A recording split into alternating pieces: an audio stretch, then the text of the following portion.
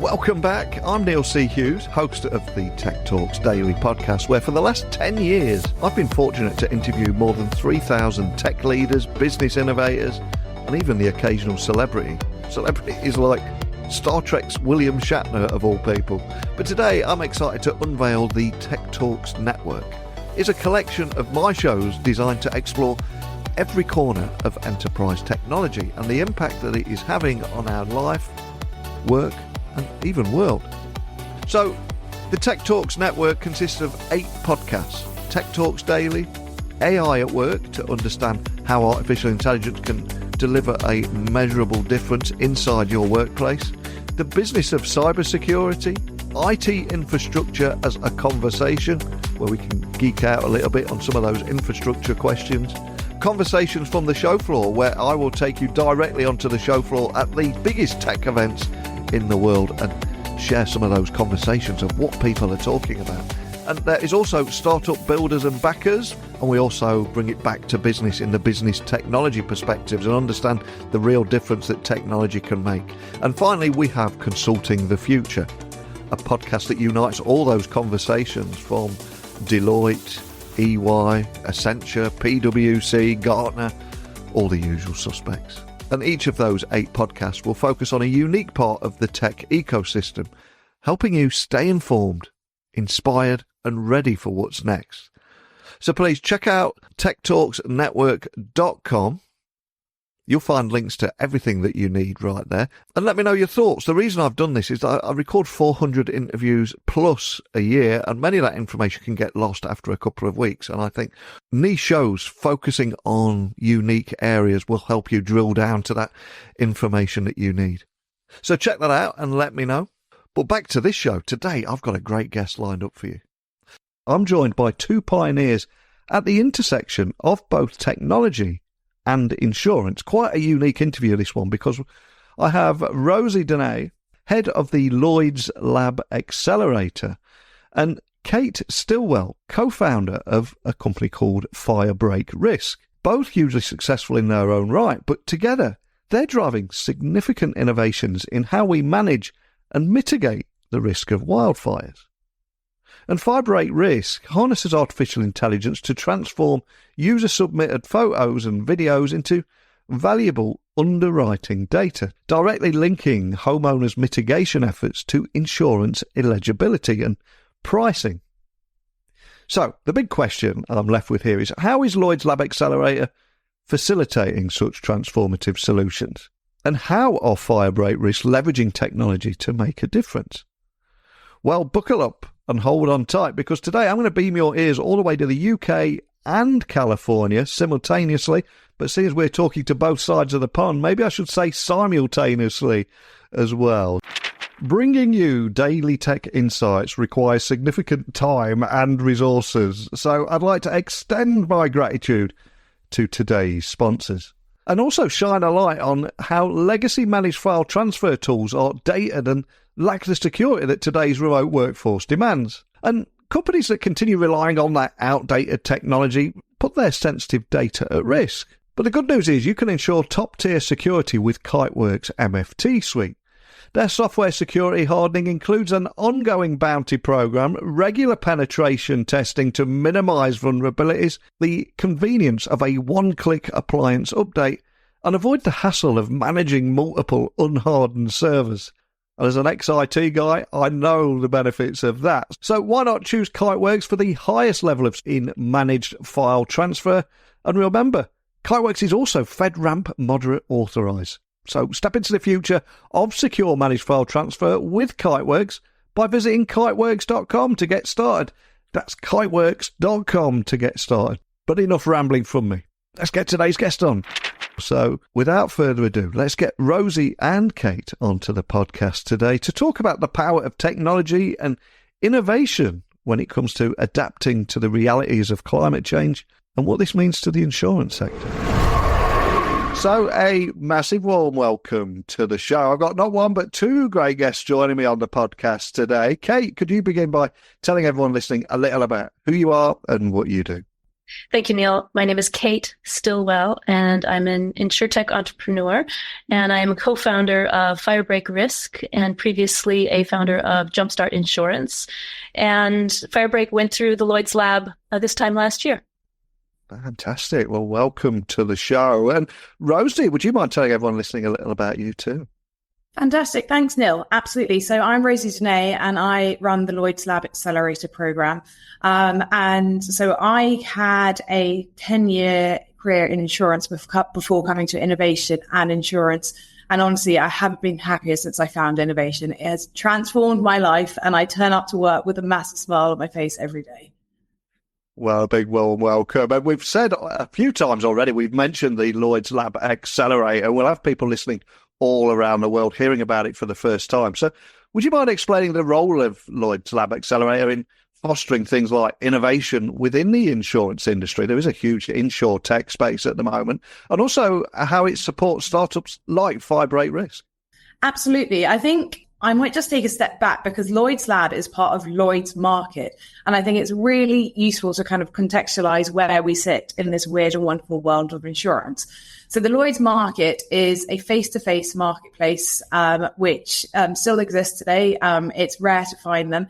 But what we do is we have 50 different insurance companies operating within our marketplace and over 300 brokers. So it's a huge community of insurers and insurance folks working within this Lloyd's platform. The lab is here to support the innovation efforts of everyone who works in the Lloyd's platform. So through the lab, companies can get access to those 50 different insurance companies and over 300 brokers.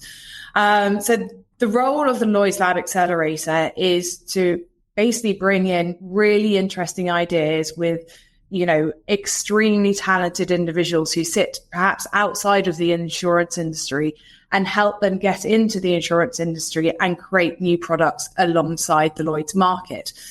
So we have the Accelerator program, which is one of many programs which is designed to do this.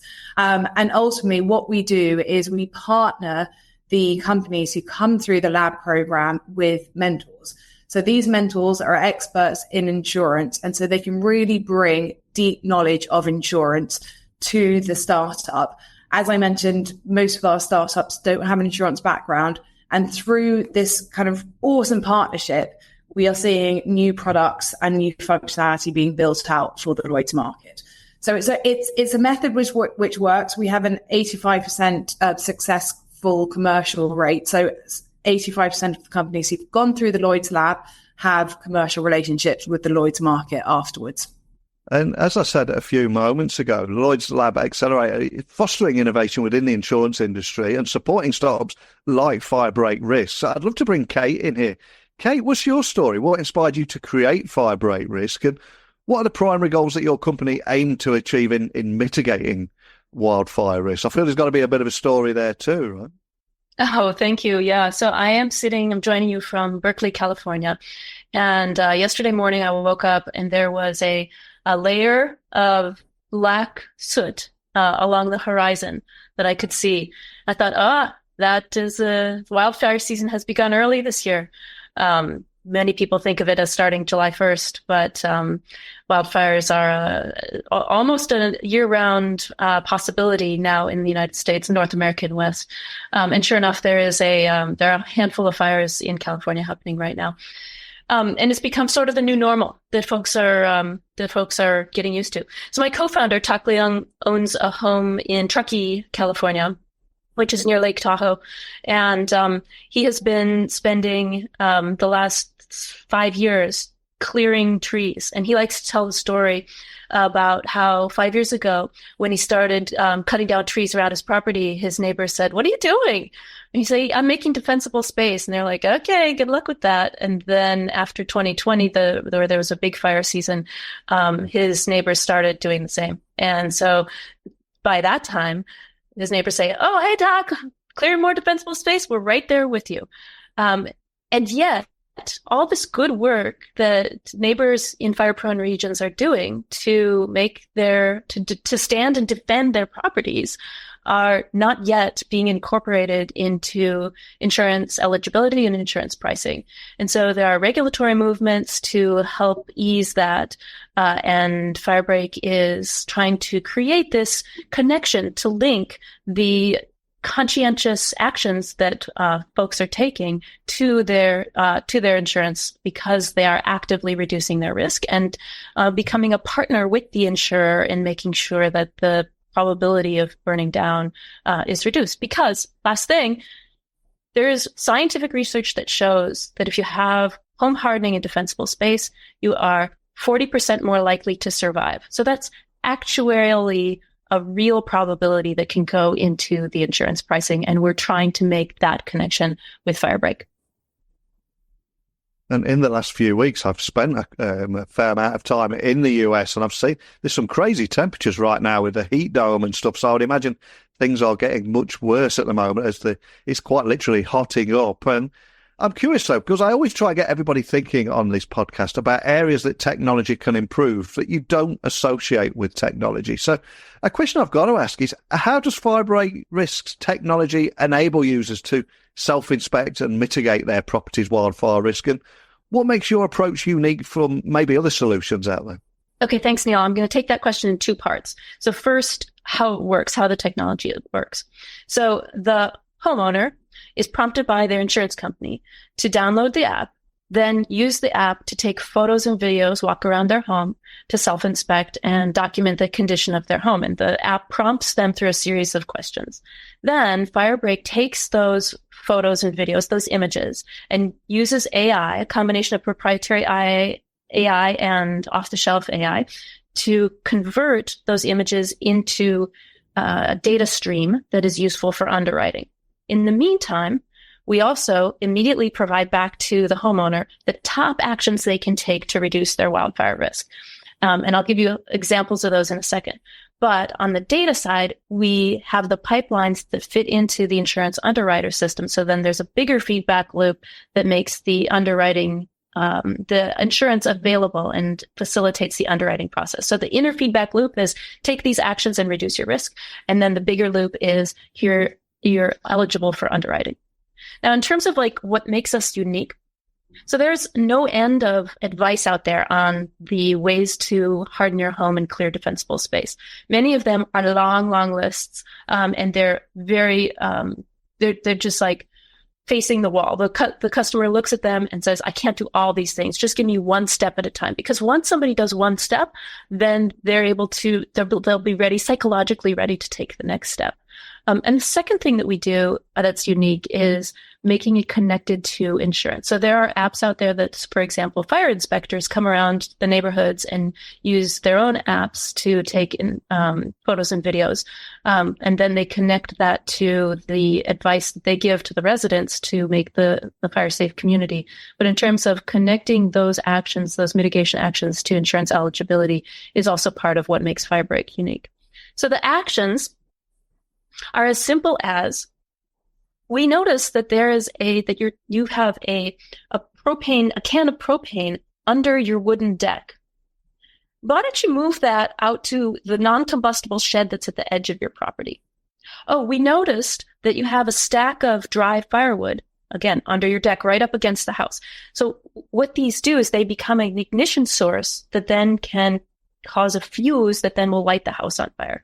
So whereas the common wisdom from insurance point of view is, okay, the roofs have to be the Class A fire rated roofs. Well, actually, it's true that the roofs make a big difference on the combustibility of the house. But if you have a fuse just sitting there, a can of gasoline or propane right under the deck, that's sort of low hanging fruit, so to speak, to make the risk a little bit lower. And I just love what you're doing with technology there and really making a difference with it. And Rosie, I've got to ask, what criteria do you have at Lloyd's Lab to select startups for your accelerator program? And what was it that stood out about Firebreak Risk?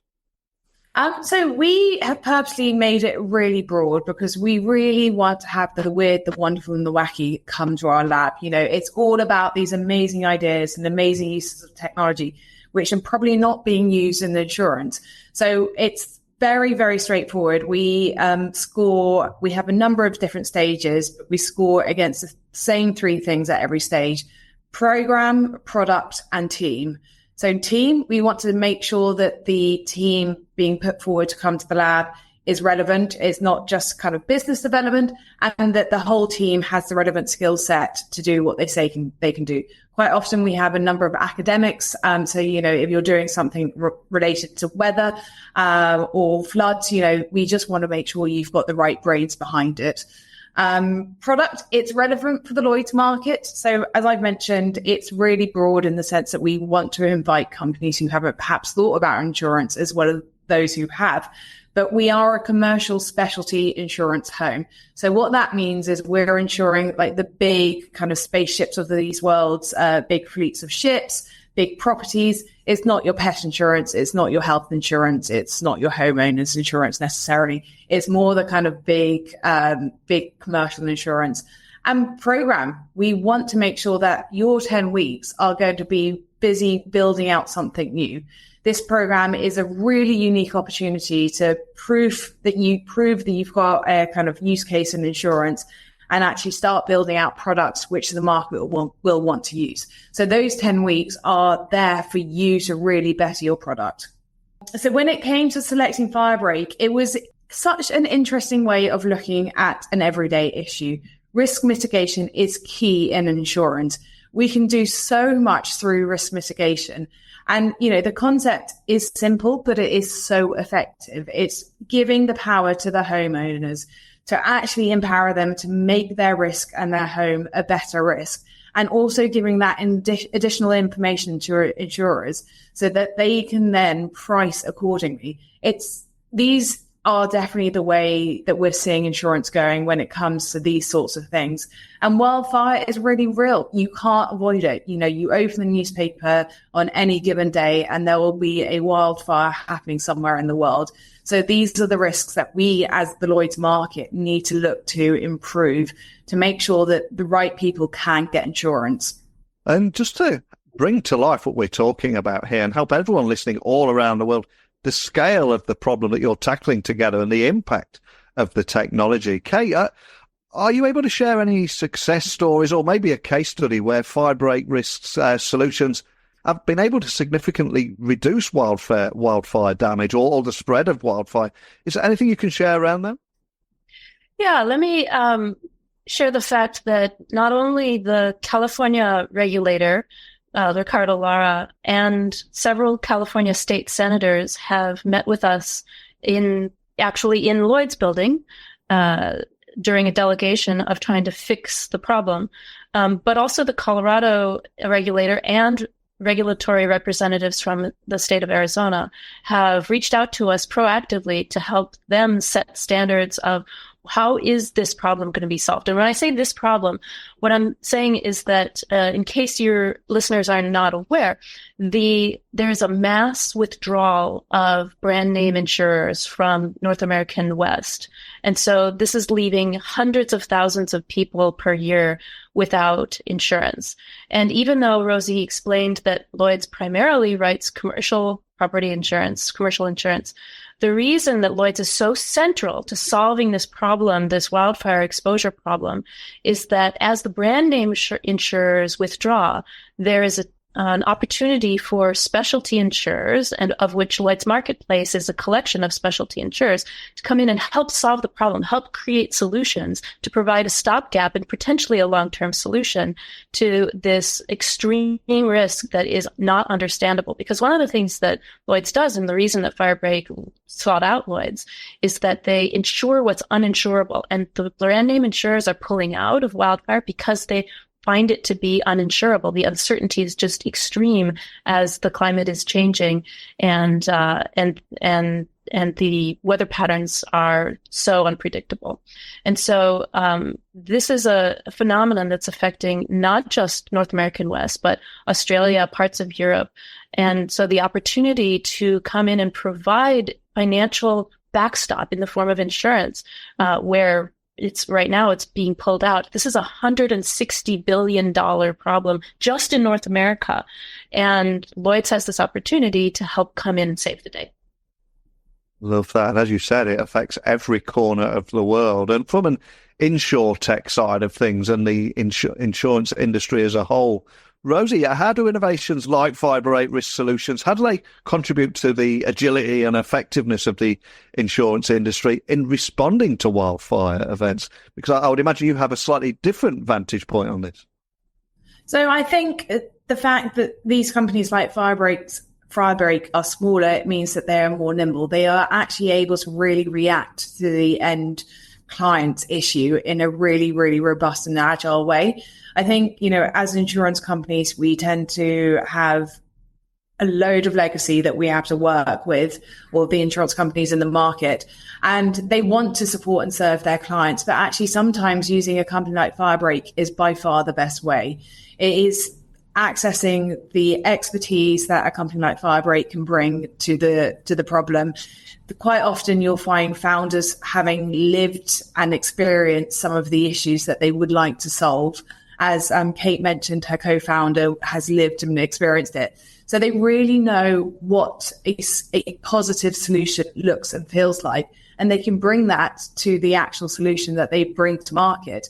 In the same way that perhaps, an insurance company, as we sit here in London, don't have that kind of insight and intel. So I think, with anything, when it comes to innovation, it's thinking and understanding the customer's issue and then creating the product around it. And I think the insurtech community is fantastic at doing that. And that's where incumbents and insurance companies should be leveraging their expertise. And as you said a few moments ago, Kate, wildfires are a global problem from Greece to Australia and where you are at the moment in California. So I've got to ask, what are some of the biggest challenges that you faced in implementing wildfire mitigation technologies? Have you noticed any resistance? Are there any big hurdles or challenges that need to overcome? And how have you indeed overcome them? Yeah, I would say that one of the biggest challenges has been twofold here. One is educating the insurance industry, and in terms of what is the biggest opportunity. So it's tempting for an insurance executive sitting in London to say, oh, wildfire, that's a California problem, and see the opportunity hypothetically, but to think that to not fully grasp what the actionable steps are to be able to take advantage of that opportunity. And so being able to say, actually, when the homeowners do these 5 things, it has a measurable effect on your bottom line. So being able to communicate in plain terms what the profitable opportunity is, not just for the profitability of the insurance executive, but also the opportunity to fulfill the social good of insurance industry by getting more people covered and therefore more people the economic stimulus they need and the protection that they need. So the second big challenge, I would say, is on the other side, on the customer side, not convincing them that they need to do something. Everybody wants better coverage. Everybody wants to do the right thing. But understanding what they will do. And so having this continuous iterative feedback loop with the customers of knowing, okay, what action did you take? What will you take? And for that, we've implemented a feature in the app that's kind of like gamifying, like having the customers tell us, okay, these are what are you going to do out of these top 5 things? What are you committing to do? And then checking back with them. Have you done them? And then leveling up the actions that they take in order to, keep them motivated to be engaged and reduce their risk. Well, I absolutely love how Lloyd's Lab and Firebreak Risk complement each other in solving real problems here. And as we look forward, there's so many different emerging technologies, from AI being the big buzzword, quantum computing, and so many other opportunities. So what would you say are the next steps for both Lloyd's Lab and Firebreak Risk in continuing to innovate, adapt and evolve and address this increasing global concern of wildfires? Because it feels like there's a lot of room for opportunity here right now. I'll jump in first and say that the technology that we're leveraging is not unique to wildfires per se. It's applicable to any climate risk or non-climate risk that has a lot of uncertainty, first of all, and that second of all has where the risk mitigation plays a significant role in reducing the likelihood of a total loss. And so climate risks for sure, flooding, hail, ice, and I think that the opportunity to leverage the use of AI and the use of this feedback loop with the customers to incentivize risk control has applicability to all sorts of insurance and insurance products. Absolutely. And I think, as Lloyd's Lab, and we're here to serve a huge insurance marketplace, our role is making sure we're getting the right companies in to accelerate their growth and also educate our market. So Firebreak isn't the only fire solution that we've had come through the lab. We've had a number of solutions looking at risk modeling and actually really understanding the new forms of data out there. And this is where AI is so powerful, kind of really understanding the kind of risk on the ground and providing this data to underwriters. So, a huge piece is education, and also letting the underwriters know what we can do and how we can best serve them. So we as a lab are here to serve any class of business, so any sort of different insurance product. So it's not just specific to fire, but we're doing this across the board in all insurances that we offer as Lloyd's. Well, as I said a few moments ago, I just simply love how Firebreak Risk and Lloyd's Lab are complementing each other and leveraging technology to make a real difference in reducing wildfire there. But although this is a tech podcast, I also love finding out a little bit more about the origin story of my guests, what's driven them, because none of us are able to achieve any degree of success without a little help along the way. And very often that can be someone that has helped us get us where we are today, or maybe just invested a little time and put us in that right direction. So I'm going to ask this question to both of you. Is there a particular person or people that you're grateful towards who helped you get you where you are and put you on this journey that you're both on? And Rosie, I'll ask you first. I think mine isn't a straightforward answer, but it's going to be an honest one. I was in the insurance market for 10 years. I was broking, and I was actually really frustrated about the lack of innovation and kind of forward thinking I was surrounded by. And I really just wanted to do something different. So I ended up basically kind of putting myself forward for a few kind of additional things which weren't in my day job. And I ended up setting up a diversity, equality and inclusion network with someone I met through insurance. And through that network, I actually ended up being put forward for this role at the Lloyd's Lab. And it was pure coincidence.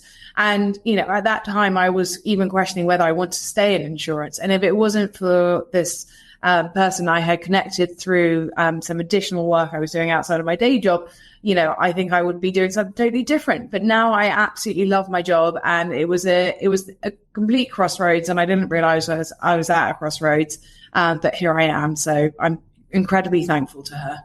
Love that. What a great story. And it reminds me of the Steve Jobs quote that you can't join up the dots looking forward. It's not till you look backwards and see how it all joined together there. And Kate, anything from you there? Anything that lit the spark, or somebody that lit the spark and helped you along the way? Anyone you'd like to give a shout out to? Yeah, I'm going to give a shout out to a mentor from a long time ago, because it connects to my origin story of how I got to insurance. My first career was as a structural engineer, so designing buildings to be safe in earthquakes. And so I have a little bit of knowledge about earthquakes, a lot of knowledge about earthquakes, and a little bit of knowledge of every other climate risk, and then how those risks get evaluated from an engineering and actuarial mindset. And what really started me thinking from the bigger picture, from individual buildings to the broad economy, was an old mentor, prior mentor, not too old, Chris Poland. He is a previous CEO of a structural engineering company that I worked for called Dagan Kolb Engineers. But his work that inspired me was on a committee of SPUR. SPUR is San Francisco Bay Area Urban Research and Planning Association. And they produced this seminal document called Safe Enough to Stay. And it looked at disasters in general and earthquakes in particular. And what do people need in order to recover? And when we think about tech, this being a tech podcast, tech is useful in the context of it being a product for people, right? And if people can't live their lives, then tech only has utility in order to help people live their lives and be the best person they can be. And after a big natural disaster, how can we all be the best people we can be and recover? And one of the things we need is safe homes. But that's only the center of a ripple effect where we need communities, we need economies. And so how do we think bigger than just ourselves, bigger than just our local communities, but for our entire region and our entire economy to get that recovering after a natural disaster? How do we put tech in the service of spurring recovery, jumpstarting recovery for the whole economy after a very major crisis? And so that is really the guiding light that has directed me in the next phases of my career. Wow, that's a powerful moment to end on. Absolutely love that. And for anybody listening, Kate, that would love to dig a little bit deeper on what you do at Firebreak Risk, maybe reach out to you or your team, or just find out more information about the work that you're doing there. What is the best starting point for everything? Yeah, certainly go to the website, firebreakrisk.com. Absolutely reach out to me on LinkedIn. That's the most reliable way to reach me.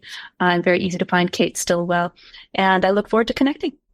And Rosie, we will have people listening all around the world, maybe a few startup founders as well that may be inspired by today's conversation and love to appear on your radar. There's a few things they should do to get on there and a few things they shouldn't. Any advice on that, and where should they find out more information about doing just that? Absolutely. So we actually have applications open for cohort 13 of the accelerator program at the moment. So do find us at Lloyds.com, Lloyd's Lab, or equally find me on LinkedIn, Rosie Delay. It's a very difficult, unusual surname, but I'm sure it'll be written somewhere. So do find me, and we would love to have a conversation with you and maybe even see your application for our next cohort. And I would encourage anybody listening to do just that and check both of you out and the great work that you're doing there. And in just 30 minutes today, we've covered the significant impact innovations can have to mitigate wildfire risk and support the agility of insurance to these events, particularly delving into that cutting-edge work that both yourself at Lloyd's and Firebreak Risk are doing in this space. And one powerful stat to end on, I think, is that homes mitigated from the impact of wildfires through initiatives like Firebreaks are 40% less likely to burn down. And I think it's a phenomenal stat, and I love what you're doing with technology to improve that stat further. But more than anything, thank you to both of you for shining a light on this and bringing the subject to life. Thanks again. Thank you, Neil. Thank you. Huge thank you to Rosie and Kate for joining me on the podcast today, where we explored how critical innovation within the insurance industry can address and adapt to the growing challenges posed by climate risks like wildfires. And through Lloyd's Lab Accelerator, startups like Firebreak Risk are not only redefining what risk assessment looks like, but they're also empowering homeowners to take proactive steps that significantly increase their property's chances against wildfires. But what steps can we take to further harness technology and improving our resilience against natural disasters? Huge topic, this one. And how do you see other industries benefiting from similar innovations? And in the last 3 days alone, I've spoken with Cisco, BT and Lloyd's Lab and their accelerator there. And one of the trends that I'm seeing is, but all those three of those companies I've just mentioned have their own incubators. They're harnessing innovation and investing in startups, almost like a startup within a huge enterprise. And it's incredibly exciting, some of the results we're seeing from this approach. So please share your thoughts with me as we continue to navigate the evolving landscape of global risks and technological solutions. Thoughts, questions, whatever it might be, please DM me. And please remember, if you enjoyed today's podcast, check out our other 7 shows over at the Tech Talks Network. So that's techtalksnetwork.com, where we now have a growing ecosystem of 8 podcasts: Tech Talks Daily, AI at Work, The Business of Cybersecurity, IT Infrastructure as a Conversation, Conversations from the Show Floor, Startup Builders and Backers, Business Technology Perspectives, and consulting the future. There is so much content over there. And you know what? It's all free. So please check those out. Let me know your thoughts, and I'll be back again with another guest tomorrow. Bye for now.